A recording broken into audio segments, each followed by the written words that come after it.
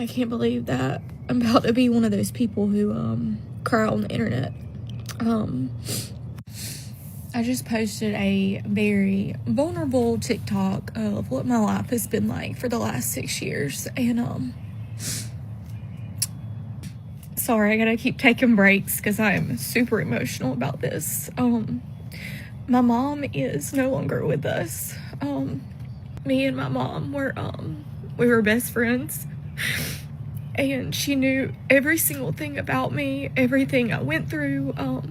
There was not really much she didn't know. She knew of the hard times that I went through with my spouse, who I just recently got divorced from. Like, I love this man so much, and I still do, but now I recognize that it's not healthy. I have a business, and I needed to remain calm and stable and keep my spouse and keep my house in order, and she would tell me that she would pray for me, and she would pray that one day I see my way out of this abusive relationship. And mind you, he never hit me, ever, but he would always like bully my children. Like, I had 2 boys before I met him. He would bully them, and whether it was out of immaturity or, I truly think he's a narc. I know I can't, in therapy, he's a narc. He's textbook narc, but you can't diagnose people unless they're willing to get diagnosed. Anyways, he would bully my other children. That was just a form of control. He wouldn't take care of me like he should. He had a mother wound, clearly, and that's not all of his fault either. I understand that there's a lot that goes in to being a narc. It comes from various different places, and mind you, I have educated myself for the last 4 or 5 years trying to figure out why this would not work. And narcs usually don't change. But when I tell you, I went back to this man over and over and over, no matter how bad it hurt me. I did it. I was embarrassed sometimes to tell my mom, I went back. We're back together. We're going to try it again. It's going to be different this time. That man put me through so much. And my mom watched me. My mom was a single mother, and this is not a statistic thing. You can't help what happens to you every time. And the day that she passed away was a month after I filed the divorce. I was very weak. I was very weak-minded. I needed somebody, and he was my weak point. I knew that he couldn't be there for me emotionally, but I was thinking to myself, this is the worst time. I'm gonna go back to him, and I've been away from him for a month. Welcome back, family. The woman you just watched crying was a single mother of 2 before her ex-husband decided to save her from these streets. I know that some of you might feel sorry for her, because she's crying while talking about her mother's death. And trust me when I say that I had this video ready for months now, but I never posted it because I respected the dead. But the more I listened to this woman, the more I understood just how much of a manipulative person she must be to use her mother's passing for attention and to justify her decision to divorce her husband just so that she can avoid accountability. And that is why I decided to post the video anyway, so that you guys can see how far modern women are willing to go to paint themselves as victims in the eyes of public opinion. Let's continue. Paint themselves as victims in the eyes of public opinion. Let's continue. He ruined me.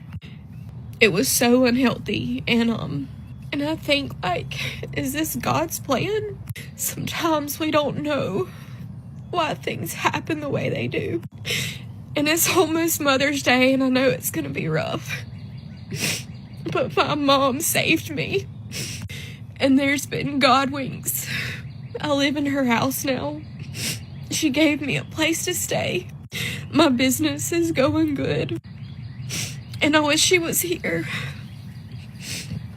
But she gave me the gift of life, even though she lost hers. And I just hope that she can see from heaven how wonderful she was. I always said, like, I don't know why people get on the internet and cry, and here I am doing it. But this is a very powerful message to me, or from me to you. And God's plan doesn't make sense sometimes, but mothers are amazing. And my mom saved my life. She flipped the switch in me. She pulled apart the trauma bond that I had with that man. Her death changed my life. I miss her so much. But her purpose saved me. It's pretty sad to see how this woman is using her late mother's name to justify her action to divorce a man who is willing to marry a single mother. This video is dedicated to the men who chose to date or marry single mothers. I know that your intentions were pure and honest because you really believed that your efforts would save another broken family in this crooked world. But let me tell you that 9 out of 10 times you will be remembered as the never-enough man who was abusive simply because you tried to install structure in a family that was already chaotic. And as soon as the woman you're trying to help is back on her feet, you will be discarded like toilet paper. This video is dedicated to the men who chose to date or marry single mothers. I know that your intentions were pure and honest because you really believe that your efforts would save another broken family in this crooked world. But let me tell you that 9 out of 10 times you will be remembered as the never-enough man who was abusive simply because you tried to install structure in a family that was already chaotic. And as soon as the woman you were trying to help is back on her feet, you will be discarded like toilet paper. Guys, let me tell you that this woman decided to divorce a man who accepted her 2 boys from another man. And he was even willing to discipline these boys. But because he was not their father, she called it bullying. She literally decided to leave a man who wanted to build something with her. Now, to give you the context of her story with her ex-husband, I will let her summarize what happened between them. But of course, she will paint herself as the victim again. Let's watch. Let's watch. Put a finger down if you met this guy in 2020 and then in 2021 you got engaged to him, and then later in 2021 he decided he didn't want to marry you 2 weeks before the wedding. But then 2 weeks after the wedding ceremony was supposed to happen, he did want to marry you again, so you settled for a courthouse wedding after wasting $8,000 on a ceremony he walked away from. So then you settled for the courthouse wedding, and then shortly after that, I don't know, a month, you decided that we needed to get a divorce because he didn't change after all. Mind you, he wouldn't marry you because his mom said you weren't the one. But then imagine giving him another chance because he said he was going to change, and you get back together. You don't get engaged this time, you just settle. But then imagine getting knocked up, and now you have to stay with him. But then imagine him telling everybody that it wasn't his baby, but then coming home to you and rubbing your belly like it was his baby. But then imagine finding text messages in his phone at 38 weeks pregnant, 36, of his mom telling him to jump ship and move 12 hours north with her and to leave me because that wasn't his baby. But then imagine him wanting to be at the hospital whenever the baby was born because it was his baby. But then imagine not signing the birth certificate because it wasn't his baby. But then imagine your mom taking you home from the hospital because he couldn't take care of his significant other that just had a baby. But then imagine him asking you to go to the health department so he can get his name on the birth certificate when she was a week old. But then imagine him wanting to come back into your life and you've been through so much hell that you decide that you're just going to wait it out. But then imagine at 6 months of age, the baby, you decide that you want to be a family again. So you're going to, hit it hard and make sure that you can be a family with your significant other. You're going to do all the things. You're going to be a dad. You're going to, tell her you want to get married. You're going to do all the right things. Only for a short period of time, though. And then you're going to torture her other 2 kids. And then you're going to bully everybody. And then you're going to lie to your friends and your family.